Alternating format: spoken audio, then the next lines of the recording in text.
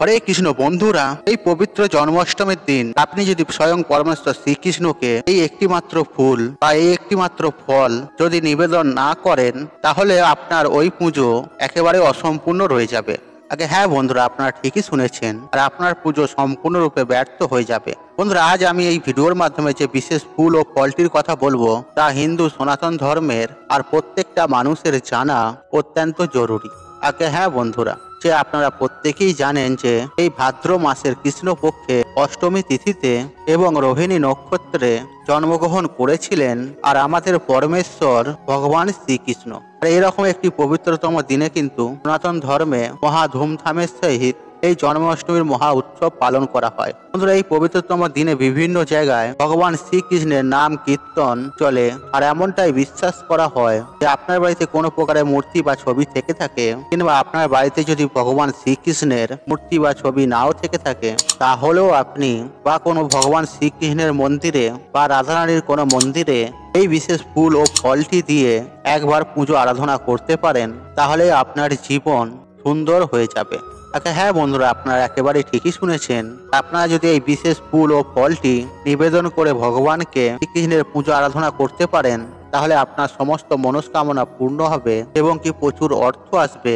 আর এক কথায় বলতে গেলে স্বয়ং পরমেশ্বর ভগবান শ্রীকৃষ্ণের কৃপায় আপনার সংসারে সুখ, শান্তি, সমৃদ্ধি বজায় থাকবে এবং সেই সঙ্গে সঙ্গে আপনার জীবনে থাকা সমস্ত প্রকারের সমস্যা 24 ঘন্টার মধ্যে দূর হয়ে যাবে এবং অর্থ আসবে চম্বুকের মতন। আগে হ্যাঁ বন্ধুরা, আপনারা ঠিকই শুনেছেন যে এত টাকা আসবে যে আপনি সামলাতে পারবে না।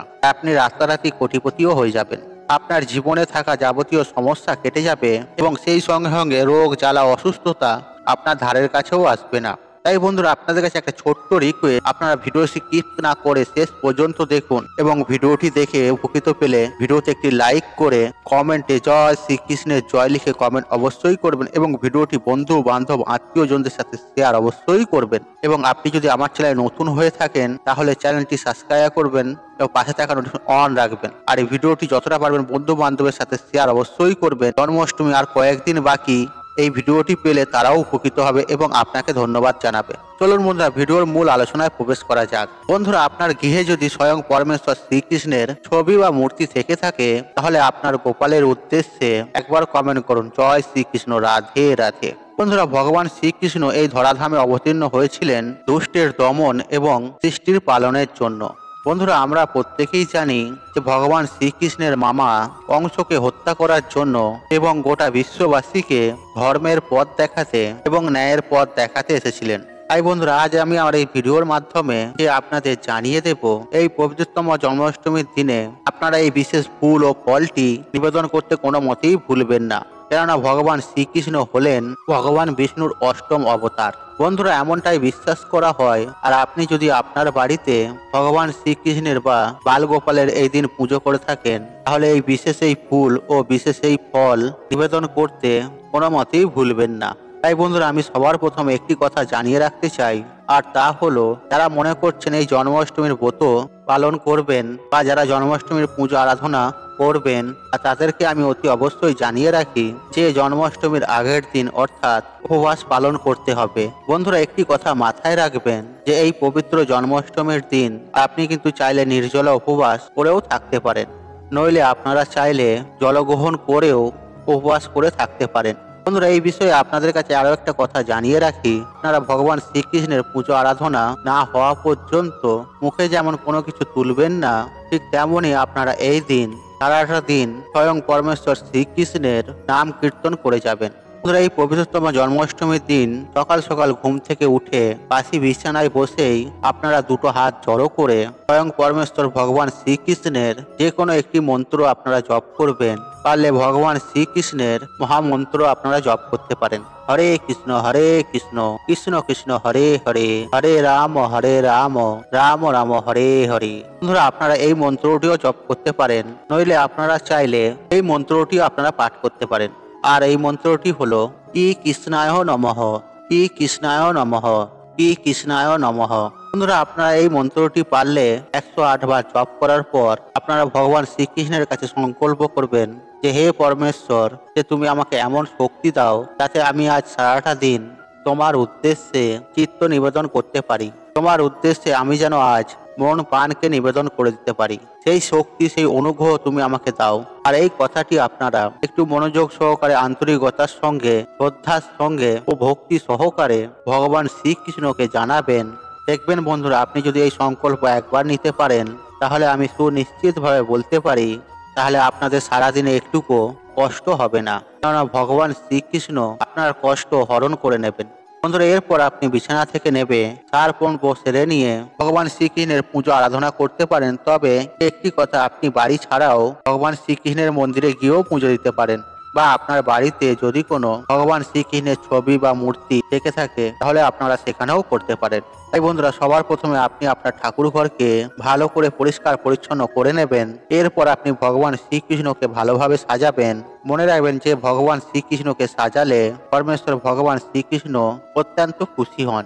যাই হোক বন্ধুরা, এবার আমি আপনাদেরকে এক এক করে জানিয়ে দেব বিশেষ এই ফুল বা ফলটি যা আপনি ভগবান শ্রীকৃষ্ণকে অতি অবশ্যই নিবেদন করবেন বন্ধুরা সেই সম্পর্কে। তাই বন্ধুরা, একটি কথা আপনাদেরকে বারবার বলতে চাই যে যা করবেন মন থেকে করবেন, আন্তরিকতার সঙ্গে করবেন এবং কি নিষ্ঠা ভক্তি সহকারে করবেন। দেখবেন স্বয়ং পরমেশ্বর ভগবান শ্রীকৃষ্ণ আপনাদের প্রতি অত্যন্ত প্রসন্ন হবে। বন্ধুরা, ভগবান শ্রীকৃষ্ণের অত্যন্ত প্রিয় ফুল হলো হলুদ রঙের ফুল, তাই তার আরেক নাম পীতাম্বর। আর আপনি যদি এই দিন হলুদ রঙের সমস্ত প্রকার ফুল দিয়ে ভগবান শ্রীকৃষ্ণকে সাজাতে পারেন, তাহলে ভগবান শ্রীকৃষ্ণ অত্যন্ত প্রসন্ন হবে। এছাড়াও মহাভারতে যুধিষ্ঠির সামনে শ্রীকৃষ্ণ ফুলের কথা উল্লেখ করে যে স্বয়ং পরমেশ্বর শ্রীকৃষ্ণ জানিয়েছিলেন কোমদ, করবী, মালতী, পলাশ ও বর্ণমালা ফুল তার বড়ই প্রিয়। আর এই ফুলগুলির মধ্যে আর যে কোনো একটি যদি ফুল আপনি যদি পান, তাহলে ভগবান শ্রীকৃষ্ণকে অতি অবশ্যই নিবেদন করবেন। তেমনই এর পাশাপাশি আরেকটি বিষয় মাথায় রাখবেন যে ভগবান শ্রীকৃষ্ণ মিষ্টি খেতে খুব ভালোবাসে। আর এই মিষ্টির মধ্যে মাখন, ননি এই দুটি অত্যন্ত প্রিয়। সেই সঙ্গে সঙ্গে আপনি মিছরিও দিতে পারেন। আর সেই সঙ্গে আপনারা একটি শসা নিবেদন করতে আর কখনোই ভুলবেন না, কেননা ভগবান শ্রীকৃষ্ণের অত্যন্ত প্রিয় আর ফলের মধ্যে একটি ফল হলো এই শসা। বন্ধুরা, এই শসা ছাড়া আপনারা অন্যান্য ফলও নিবেদন করতে পারেন, তবে অতি অবশ্যই আপনারা কিন্তু ভগবান শ্রীকৃষ্ণকে হলুদ ফুল এবং শসা আর সেই সঙ্গে বিভিন্ন প্রকারের মিষ্টান্ন, তালের বড়া, তালের কেক, তালের ফুলুরি আপনারা নিবেদন করতে একদমই ভুলবেন না। বন্ধুরা, এই পবিত্রতম জন্মাষ্টমীর দিন যে একটি গুরুত্বপূর্ণ কাজ, আর সেটি হলো সারাদিন শুধু মনের মধ্যে ভগবান শ্রীকৃষ্ণের নাম কীর্তন করে যাবেন, নাম গান করবেন। বন্ধুরা, এই দিন ভগবান শ্রীকৃষ্ণকে পঞ্চামৃত সহযোগে জল অভিষেক করতে কোনো মতেই যেন ভুলবেন না। তেমনি এই দিন যদি আপনি রাত্রি জাগরণ করেন বা নিশি জাগরণ করে আর আপনি যদি ভগবান শ্রীকৃষ্ণের নিশীথ পূজা করতে পারেন, তাহলে ভগবান শ্রীকৃষ্ণ আপনার সকল প্রকার দুঃখ কষ্টকে তিনি যেমন হরণ করে নেবে, তেমনি আপনার জীবনে আসবে সুখ, শান্তি, সমৃদ্ধি ও ঐশ্বর্য এবং অপার আশীর্বাদ।